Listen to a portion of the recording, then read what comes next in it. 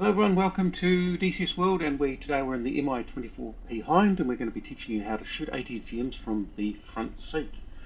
It's actually a lot more fun than I thought it would be, and I'm having a blast. It's not particularly easy, but then again it's sort of rewarding as well. So what we're going to do is we're going to set up the back seat with all the switchology required to make the front seat work properly. So we're going to click at the base of the stick to make it disappear so we can see the panel. You want your fire control on. You want your range insert to automatic, your sight on, your camera on. You want to make sure that your weapon select or your select weapon switch is on the off and missile position. Well, that's it. At your option, of course, you can turn on your fan. It just feels sort of odd without the fan rotating. Once you've found it a bit. Right, okay, then that is the back seat. Well, back seat almost set up. My apologies. Under the sighting pedestal, there is this black block of random buttons and switches, but on the extreme left, next to your G meter, you have sight switch mode to auto, and you want sync. You want it synced so that it syncs the front and the back seat. We're going to press the 2 key to move into the front seat. Here we are. Right, okay then, so we're going to turn things on, and then we're going to show you a few binds. So you want your safety switches on. This is the 4 switches off to the left here. You want to make sure that your FDI is on. It's on by default. That's good. You want to provide power to your doors, to your blow, whatever that is, and to missile power. They're all on. You want to turn on your more missile power, believe it or not. Don't know what this is. The black box that does stuff. Here is your guidance unit. So, hence, I think this is your missile selector, but anyway, whatever. This is the thing that takes 3 minutes to warm up. So we've got 3 minutes to talk you through the key binds. Let's start here. You probably want to bind observe, and the reason that you want to bind observe is this opens the doors. I have it bound on my HOTAS so I can click it at will even when I am looking through the sight. Another thing to consider binding is this key here, which is the reset emissions, the K9K113 aiming station reset emission. So if you press that, what it will do is it will cancel the current guidance, meaning that you can, if you've got a missile that's going off track or you know is missed, you can cut the guidance and go to the next missile, and we'll show you how to do that. So, a couple of other keys that I have bound, really weirdly important. On the number pad, I have moved the position view forward, backwards, up, down, center, left, right, blah, blah, blah. Forward is what I'm after, and the reason for that is that in your default position, you can't actually see your missile selector, so you just have to rely on faith.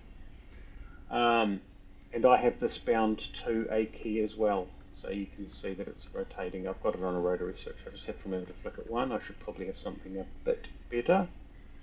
As I've talked about, I have this bound, the reset emission. You can see I just click something and away it goes. Couple more things to bind. Right, let us go controls.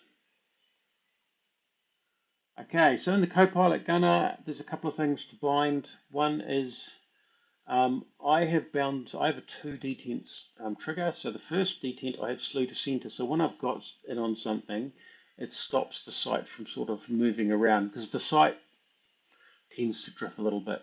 And then fire ATG missile is the second detent. So it steadies things up and then it fires the missile. I found that it's a very good combination.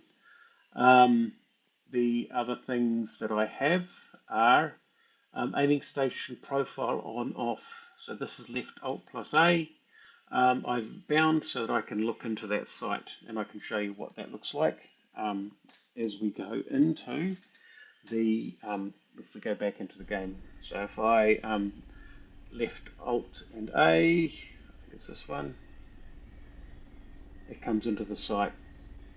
And if we open those doors, let's just go over here, so observe on, you can see that it provides a view out. And it takes a second or two before we can actually start moving the site around. Right, we're going to close the doors because if you perform rigorous maneuvers and they go out of 60 degrees, I think it jams the gimbals or damages the gimbals. And will stop working, and that'll be the end of the tutorial, which no one wants. Which some of you may want, but whatever. If you watch this far, you want the tutorial. Right, okay then, so the next thing is a couple of other things that we're going to just check are bound. And this is a really amazing thing. So you have a CPG aiming station. So this means that when you're in that site view, this profile takes over. It has no non-access commands, but what it means is I've got a stick that's set up as the flight control that when I hop into that aiming station, turns into the site guidance. So that's brilliant. Really recommend you do that, and it'll make life a lot easier. The bigger the stick, the bigger and gruntier the stick, the more control you have over that jumpy little site. So I talked about that little rotary to select the missiles. You're after the whatever those letters are. Launch a rotary, select the next position and previous position. Just something that you can rotate one at a time. And the reset emissions, the K9K113 aiming station reset emission button. The other one is I need to put something on the zoom, so I'll do that. I have that on. I don't know what I've got bound to that. No.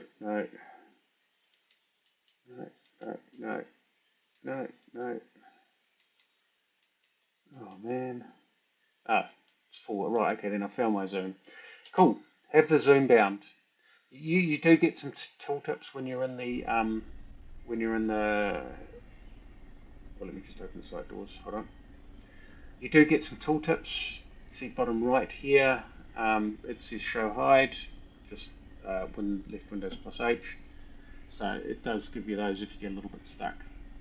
As you can see, it got a little bit. I've got a little bit of centering issues on my stick.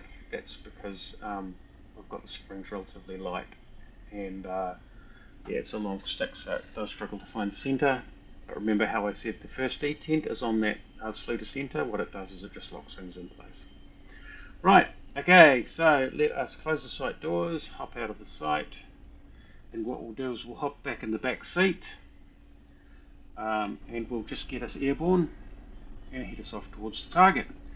So for those of you who may be new to the Hind, one of the really important things that makes it a lot easier to fly is finding these positions. So you can see there I've got it sort of halfway back and just to the right of the line. That gives us a fairly good hover. Bring a bit of pedal on, just holding it steady, getting airborne. So it is a fantastic, it's a game changer. Learning how to use trim in the Apache or the Hind or the MI8 has been a game changer. I'm drifting backwards, which I don't want. And what we'll do is we'll just give ourselves a bit of altitude. I do occasionally get lost in the trim because I don't have a force feedback stick. It doesn't trim in place. Rather than instant trim, what I have is centering, and sometimes my stick, as you probably saw with the site, struggles to center, but I live with it because I like my stick.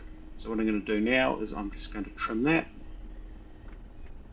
and you can see I've got my control back.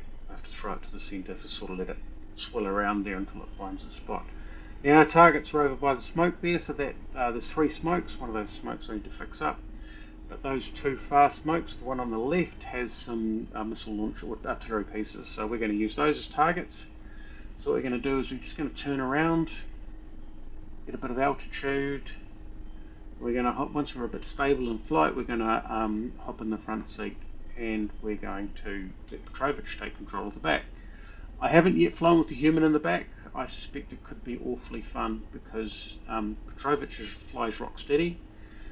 People don't. So if you've ever done CPG in the back, in the front, and you've had George fly in the Apache, rock steady, and then they get a human being, and you're all over the place. Right, but it's huge fun because George doesn't really hold a conversation very well. Right, okay, then we're going to hop in the front.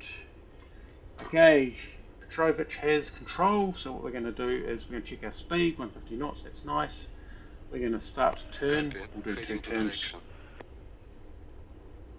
I just headed away to create a bit of distance so that I can talk as we approach with the the ATGMs, what I'm going to do is I'm going to set us off down this way. Copy. Heading to direction.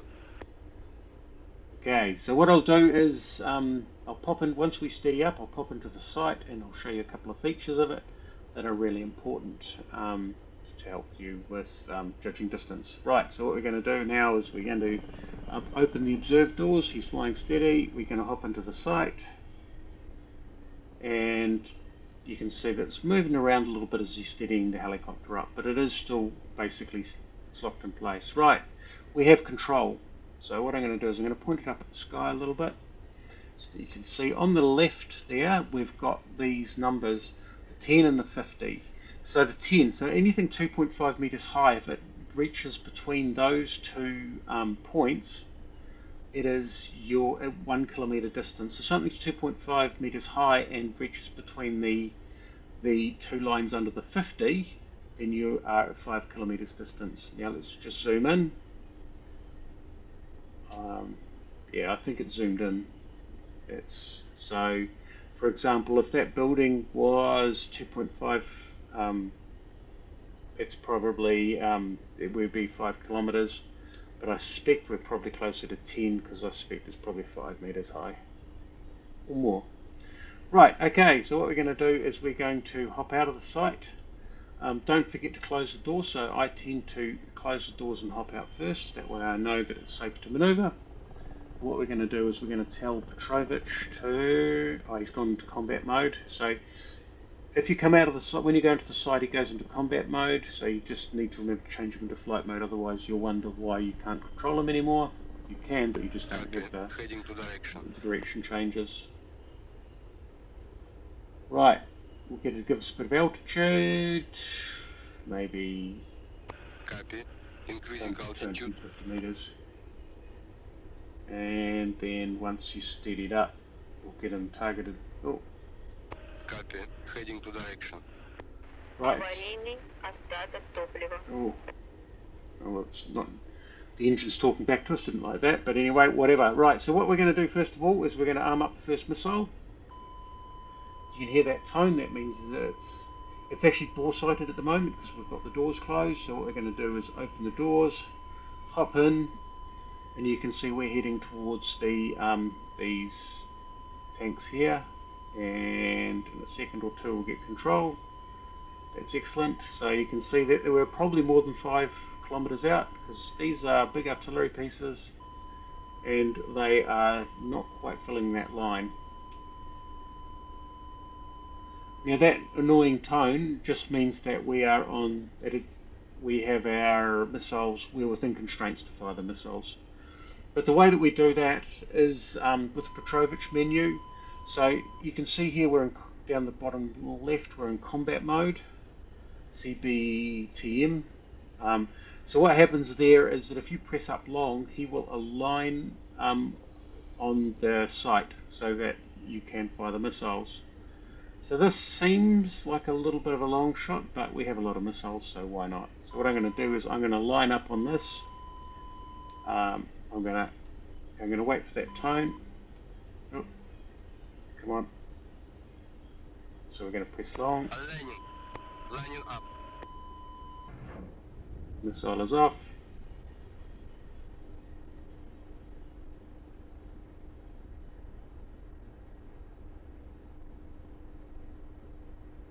A lot of pilot-induced oscillation.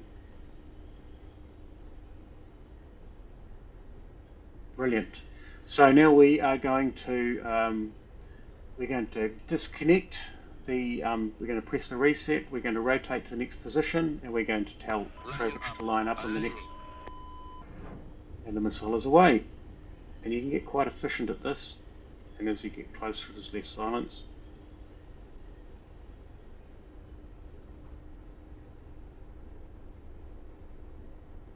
Brilliant. Right, okay then.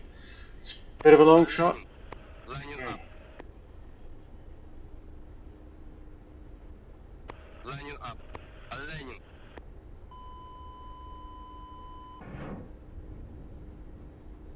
And the main thing is holding it steady,